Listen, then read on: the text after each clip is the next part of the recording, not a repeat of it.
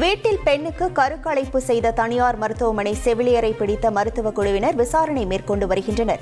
சேலம், தர்மபுரி, கிருஷ்ணகிரி, திருப்பத்தூர் மாவட்டங்களில் பாலினம் அறிந்து கருக்கலைப்பில் ஈடுபடும் கும்பல் குறித்து மாவட்ட ஆட்சியர் சதீஷுக்கு தகவல் கிடைத்தது.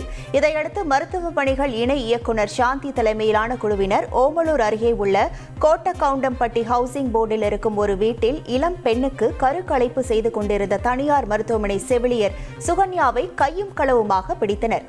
உடன் இருந்த 2 பேர் தப்பி ஓடினர். தொடர்ந்து கருக்கலைப்பில் ஈடுபட்ட மற்ற நபர்கள் குறித்து விசாரணை நடத்தி வருகின்றனர்.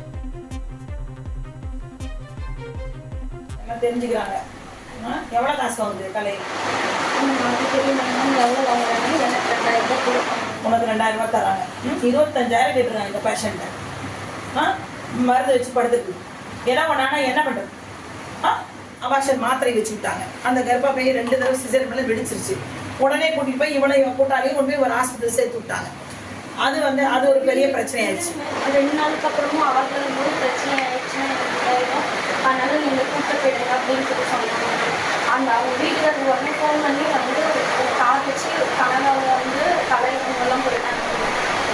வீடு மட்டும் செய்திகளை உடனுக்குடன் தெரிந்து கொள்ள உடனே சப்ஸ்கிரைப் பண்ணுங்க.